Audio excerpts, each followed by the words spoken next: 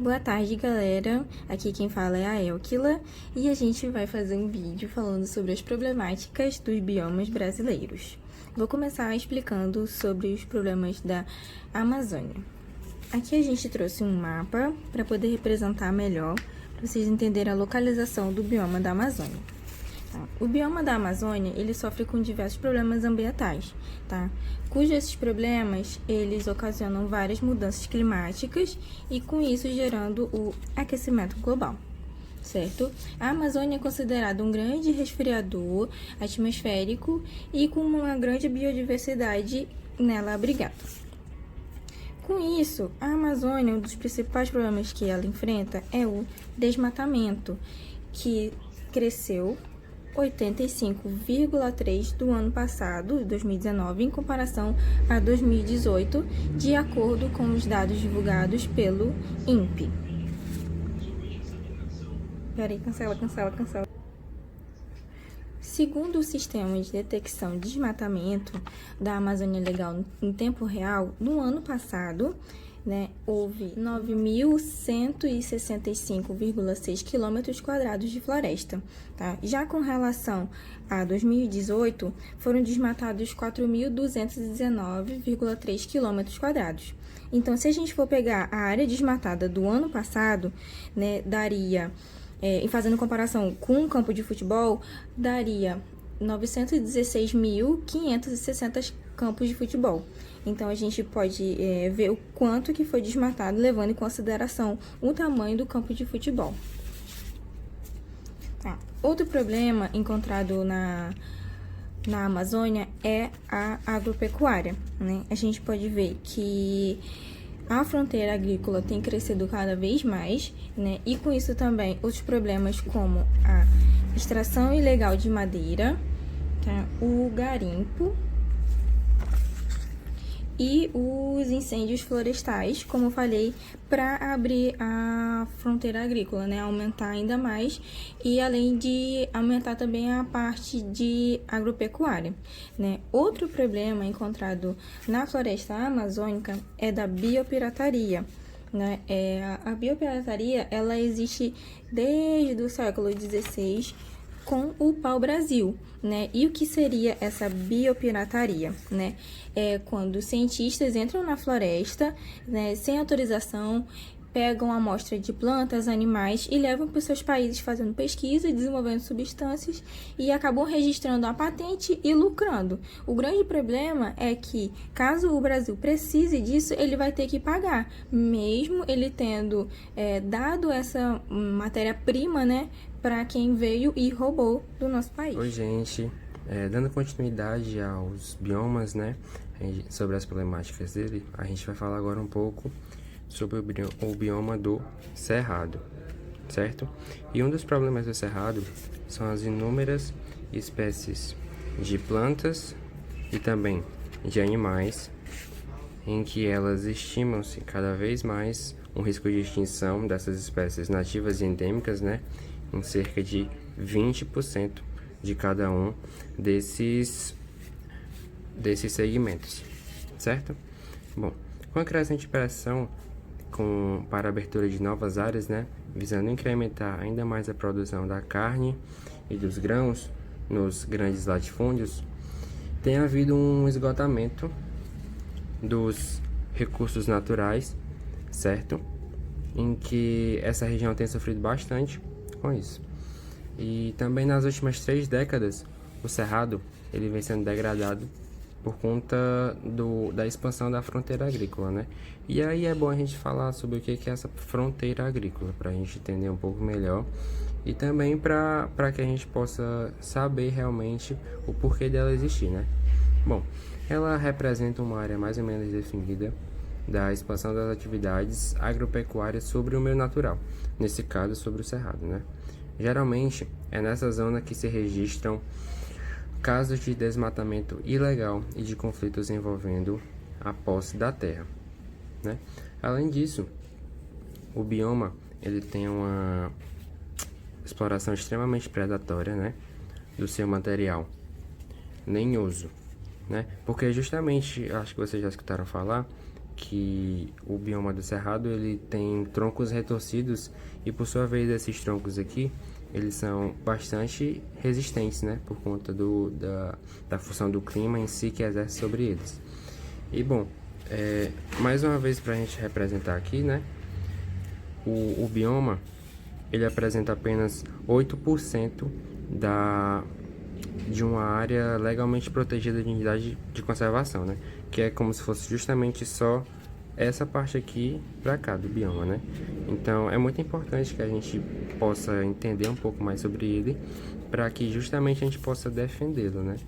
Então, basicamente é isso que a gente tem a falar sobre o Cerrado e sobre as suas problemáticas. Dando continuidade falando sobre os biomas, eu vou falar agora sobre a Mata Atlântica, que é um dos ecossistemas brasileiros que mais sofreu impactos ambientais dos ciclos econômicos da história do nosso país, tá? Para se ter uma ideia do risco que esse bioma se encontra, antigamente ele tinha uma área equivalente a 1/3 da Amazônia, e hoje ele tem apenas 12% do território nacional. Tá? Ele se estendia desde o Ceará até o Rio Grande do Sul e hoje está reduzida a apenas 7% da sua área original, tá? Com apenas algumas áreas específicas e a floresta amazônica ela é composta por outros tipos de segmentos, né? Tipo como a floresta das araucárias, que hoje em dia só tem 1% da sua cobertura remanescente, que se encontra na região sul, né? E a gente encontra algumas coisinhas aqui na região de São Paulo, tá bem? Tá? Em contraste com a sua exuberante biodiversidade, as estatísticas mostram que mais de 70% da população brasileira vive na Mata Atlântica, tá? Então, a gente pode ver aqui pelo mapa como tem muita população localizada aqui na faixa litorânea, pelos pontos mais avermelhados que a gente consegue encontrar. Então, por conta disso, a gente vê como que a população veio para a área da Mata Atlântica, né, e ficou na Mata Atlântica, com isso fazendo o desmatamento dela, né? E com as regiões das cidades, região metropolitana, a área original da floresta também concentra grandes polos industriais e petroleiros portuários do Brasil, tá? Correspondendo a mais ou menos 80% do PIB nacional, tá? Durante o século XVI, houve grande extração da madeira do pau-brasil, que era utilizado para pintura, né? Além de também fazer tintura para tecido, construção. Então, ele foi utilizado de várias formas no século XVI, tá? E o grande ciclo de investimento foi a cana-de-açúcar, tá? Que ela foi, né, a Mata Atlântica foi desmatada para poder dar lugar para a produção de cana-de-açúcar, fazendo assim abertura para grandes canaviais e também para a alimentação de produção dos engenhos e fornalhas de indústria de açúcar, tá? Porém, o descaso ambiental era tão grande que até o final do século XIX, ao invés de alimentar as caldeiras de engenho com o próprio bagaço da cana, que era muito utilizado no Caribe, eles optavam por queimar a lenha em vez de fazer a reutilização, ok? No século XVIII, né, foram a vez das jazidas de ouro, né, que faziam para extrair e fazendo um grande número de portugueses que iam até lá para poder fazer a extração. E com isso a imigração levou inúmeros desmatamentos, né, que se estenderam até os limites do Cerrado, também com a implementação da agricultura e da pecuária, certo? No século seguinte foi a vez do café, tá? Que exerceu um grande impacto também na floresta amazônica. Várias florestas foram cobertas, né, desmatadas, para dar palco para a produção cafeeira, né, e foram destruídas sem nenhum cuidado. O café também é de origem africana, né, e costuma crescer em áreas sombreadas, né, e o cultivo foi feito em espaços abertos e desflorestados, tá? Outro problema também encontrado são as queimadas, né, e também o desmatamento, tá? Que aconteceu a partir do século XX, que deu cada vez mais palco ainda para a extração de madeira, tá bem? Que no Espírito Santo tiveram várias matas que foram destruídas para fornecer matéria-prima para a indústria de papel e celulose, tá? Além disso, também existem várias espécies que estão quase, né, extintas, como a gente tem o mico-leão dourado da cara dourada e a onça-pintada e a jaguatirica. Então, esses 3 animais, o mico-leão da cara dourada, a onça-pintada e a jaguatirica estão basicamente extintas dessa região por conta desse crescente desmatamento e crescente populacional, né, que a gente encontra no bioma da Mata Atlântica. Dando continuidade mais uma vez aos biomas, né, a gente vai falar agora do bioma da Caatinga, certo? Em que ele é um dos mais degradados do país, com cerca de 60% das suas áreas suscetíveis à desertificação, certo?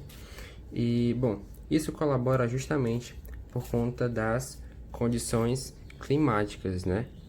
E justamente também como tem a característica dos solos, também da exploração inadequada e das queimadas, certo? Como a gente pode perceber aqui nessa foto. Bom, atualmente as principais causas de desmatamento estão associadas às práticas de manejo de solo, certo? Em que esse manejo, junto com a monocultura, né? Ela tem uma pecuária extensiva, além de inúmeras queimadas, né? Que eu acabei falando antes. Bom, com a extração da mata nativa para a produção de lenha e carvão vegetal, né?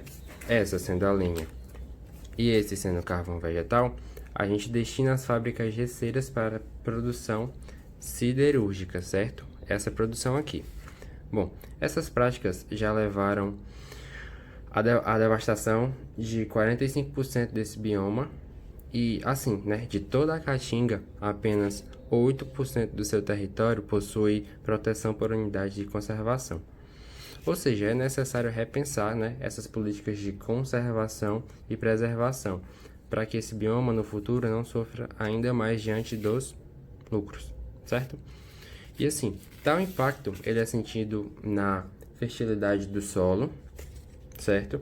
Na extinção das espécies da fauna e da flora e também, consequentemente, na piora da qualidade de vida das pessoas, né? Já que muitas delas dependem do próprio meio que já sobrevivem por conta da agricultura em si. E essa agricultura ela é muito explorada pelos fazendeiros, certo? Que muitas vezes ficam com boa parte dos lucros, tá bom? Além disso, a exploração irregular dos recursos hídricos é algo bastante recorrente, onde muitas vezes grandes latifundiários, né, eles conseguem realocar o percurso das águas para outros cantos, né, para seus açudes e lagoas, e isso acaba propiciando o agronegócio da região, certo? Muitos sertanejos acabam ficando sem o seu alimento, né, e o seu direito também por conta dessas práticas. E assim, é muito difícil também manter a interação do homem com esse elemento aqui, né, a natureza, justamente por conta dessas práticas que muitas vezes elas acabam sendo danosas não apenas a uma pessoa só, mas toda a comunidade local ali envolvida. Fechando o meu ciclo de biomas, eu vou falar agora sobre o Pantanal, tá? Que fica localizado aqui na região centro-oeste, tá? O Pantanal é conhecido como ter a fauna mais rica do continente americano e isso foi comprovado pela ONU, tá? Mas, infelizmente, nos últimos anos, o Pantanal tem sido destruído, tá? Com a grande exploração de pele e penas de animais e essas espécies estão, né, desaparecendo rapidamente, o que não é um caso exclusivo do Pantanal, como a gente tem visto nos outros biomas que já foram citados. Outro ponto que tem tido grande repercussão é a poluição dos rios, né? E isso é causado por conta das indústrias e dos garimpeiros, tá? E também com o processo de construção de rodovias que resulta no desmatamento das margens, tá? Outro problema que afeta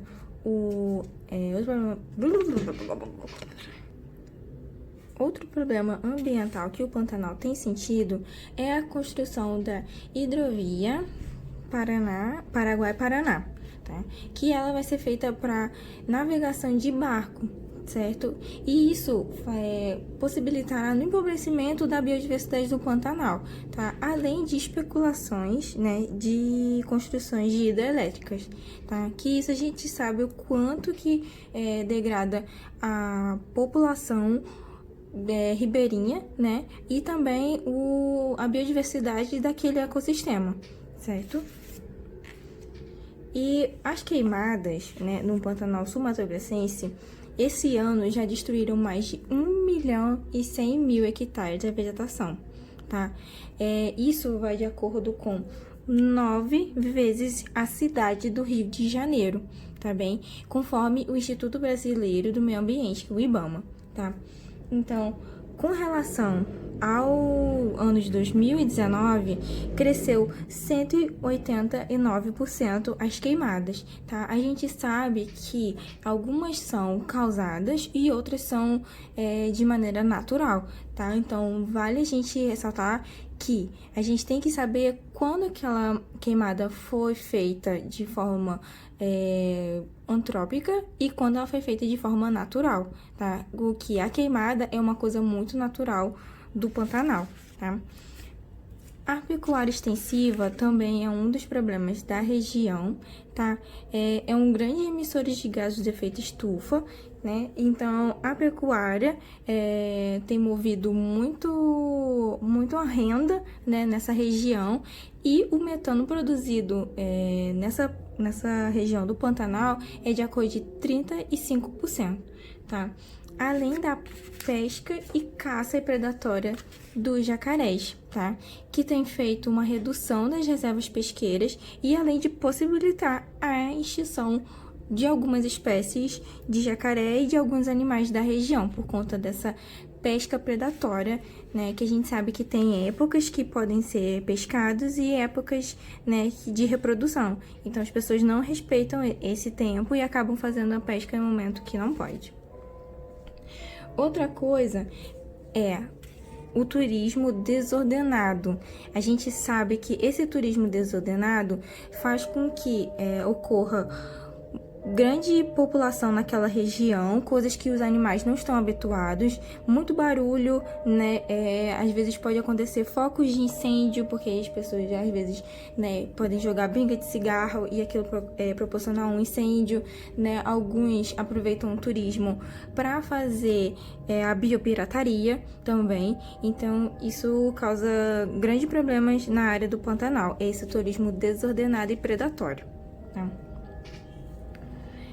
Outra coisa também é o plantio da cana-de-açúcar, né, que provoca dano na preservação ambiental e traz grandes perigos à contaminação dos rios, que já foi falado antes, ok? Então, um dos principais motivos, né, que ameaça o Pantanal é o monocultivo da soja, né, e da cana-de-açúcar, como eu havia falado, que causam a erosão do solo, né? E essa criação também extensiva do gado, né? Faz com que o solo sofra bastante, né? E essas implementações de infraestrutura que também causam grandes problemas ambientais na região. Então, acho que vocês conseguiram entender mais ou menos que essa junção, né, de problemas faz com que o Pantanal sofra bastante com essas ações antrópicas. Aí, galera, bora falar aqui agora do Pampa. E não é do carro, é do bioma. Gente, agora a gente vai falar do último bioma, né, desse vídeo, que é o Pampa, certo? E aí nele a gente pode perceber uma progressiva introdução, tá, e expansão também das monoculturas e também das pastagens, certo? com espécies exóticas, que tem levado a uma rápida degradação e descaracterização das paisagens naturais do Pampa, certo? E assim, a paisagem do Pampa, geralmente ela é assim bem rasteira e não tem tantas árvores com portes maiores, né? Bom, além disso, tem também estimativas de perda do habitat que dão, assim, em 2002 era de 41,32%, tá? E agora em 2008, né, que é bem mais recente, estava em 36% da vegetação nativa do bioma, certo? Isso é segundo o IBAMA em 2010, tá bom? Além disso, a perda da biodiversidade compromete justamente o potencial de desenvolvimento sustentável da região, seja ele, né, pela perda das espécies vegetais, também do valor ornamental que ele possui e do valor medicinal, certo? Então, vamos lá. Pela parte do comprometimento desses serviços ambientais, né? Que eles são proporcionados pela vegetação campestre, ou seja, a vegetação do campo, como o controle da erosão do solo, certo? E também do roubo do carbono, certo? Esse roubo do carbono, basicamente, é quando as árvores, elas se utilizam do gás carbônico presente na atmosfera e devolvem para nós o oxigênio, ok? Com relação às áreas naturais protegidas no Brasil, o Pampa é o bioma que tem menor representatividade no Sistema Nacional das Unidades de Conservação, certo? Que representa apenas 0,4% da área de todo o Brasil das unidades de conservação. Bom, e no Pampa, né, a agropecuária ela tem bastante força e que ela provoca também bastante problemas ambientais, certo? Como a erosão do solo nas áreas rurais, como vocês podem perceber aqui, né? Tem uma parte aqui que está um pouco mais verdinha nessa foto, uma parte um pouco mais verdinha e a parte mais marrom. É justamente essa área que é degradada, né? E assim, por mais que seja relativamente pequeno, né, se comparado a outros biomas, é muito importante que a gente fale desses problemas ambientais, porque é justamente eles que conseguem nos mostrar o padrão que esse bioma está tendo, tanto de conservação quanto de preservação.